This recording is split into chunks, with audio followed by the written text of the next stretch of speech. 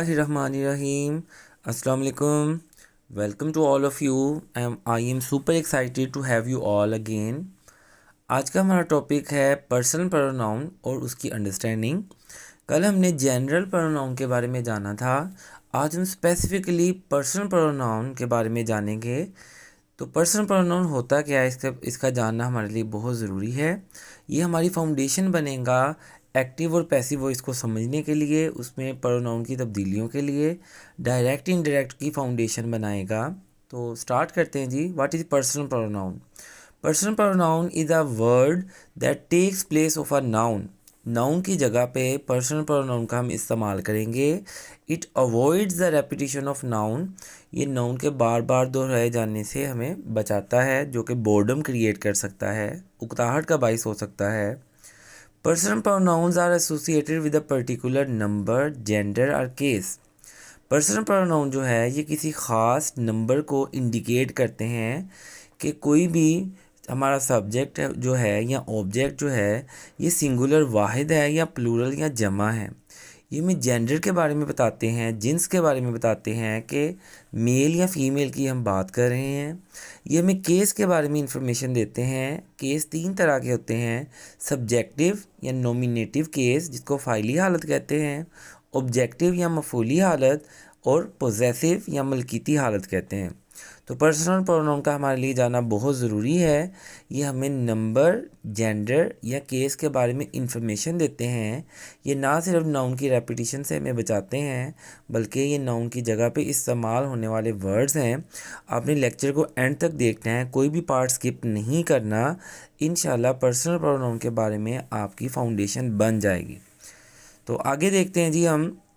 For example, अगर हमने एक दफ़ा कॉफ़ी का इस्तेमाल किया है, बाद में इसका जिक्र करना चाहते हैं, तो उसके लिए हम इट का इस्तेमाल करेंगे। लाइक आई लाइक कॉफ़ी, मुझे कॉफ़ी पसंद है। इट स्मेल्स गुड, इसकी खुशबू बड़ी अच्छी है।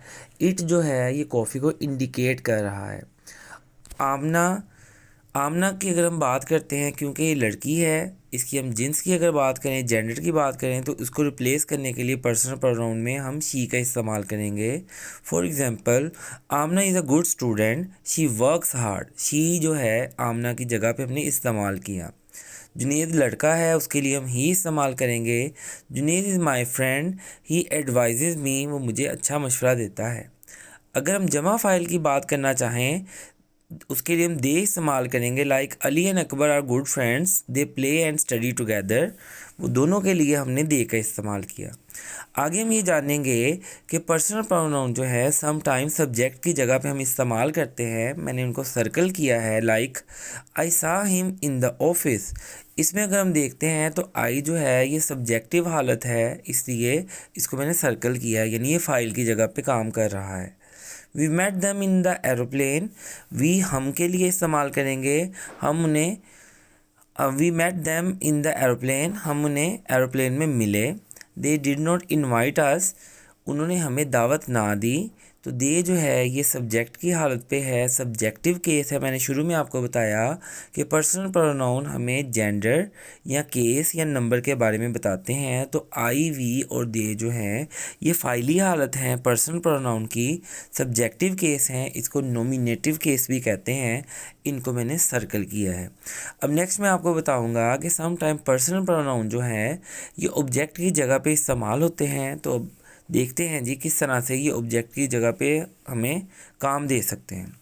एग्जाम्पल्स मैंने वही ली हैं, लेकिन यहाँ सिर्फ ऑब्जेक्ट को या मफूल को अंडरलाइन किया गया है।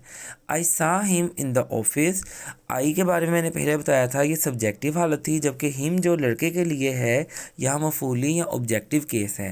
We met them in the aeroplane, them जो है उनके लिए इस्तेमाल होगा, ये ऑब्जेक्टिव या मफूली हालत है। दे डिड नॉट इन्वाइट अस, यहाँ अस जो है ये मफूल है, वी की मफूली हालत है, ऑब्जेक्टिव केस है, इसलिए इसको अंडरलाइन किया गया है।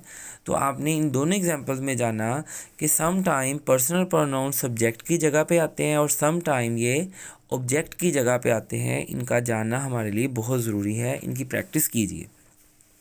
तो नेक्स्ट मैं आपको बताता हूँ पर्सनल प्रोनाउन के बारे में मज़ीद इन्फॉर्मेशन।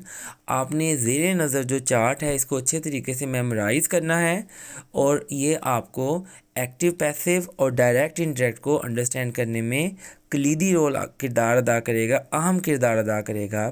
फॉर एग्ज़ाम्पल, अगर हम पर्सनल प्रोनाउन की बात करते हैं फर्स्ट पर्सन के लिए, तो इसकी सब्जेक्टिव केस, ऑब्जेक्टिव और पोजेसिव केस के बारे में मैं आपको बताऊंगा।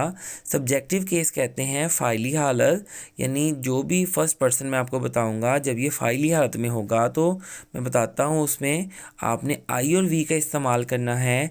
आई मेरे लिए, जबकि वी इसकी जमा हो जाएगी हमारे लिए। तो अगर इसकी ऑब्जेक्टिव हालत की बात करते हैं मफूली हालत, तो आई की ऑब्जेक्टिव हालत होती है मी, वी की ऑब्जेक्टिव हालत होती है अस। जबकि पोजेसिव केस या मलकीती हालत की बात करें, मेरे के लिए माय या माइन होगा, हमारे के लिए आर या आर्स होगा। तो फर्स्ट पर्सन हम स्पीकर को कहते हैं, जो शख्स गुफ्तगू करने वाला है। सेकंड की अगर हम बात करते हैं तो जो लिसनर होता है, आपकी बात सुनने वाला होता है, वो सेकंड पर्सन होता है। ये वाहद और जमा दोनों यू होते हैं। तो सब्जेक्टिव केस में ये यू है, ऑब्जेक्टिव में भी ये यू है। जबकि पोजेसिव केस या मलकीती हालत में योर या योर्स तुम्हारे के लिए या आपके लिए हम इस्तेमाल करेंगे। अगर हम थर्ड पर्सन की बात करते हैं तो जो शख्स गुफ्तगू में गायब होता है, एब्सेंट होता है, उसके लिए हम थर्ड पर्सन कहते हैं।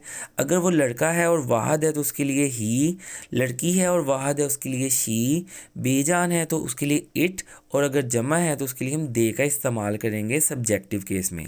अगर हम बात करते हैं ऑब्जेक्टिव हालत की, तो ही के हिसाब से हम हिम, शी के हिसाब से हर, इट के हिसाब से इट, दे के हिसाब से देम है।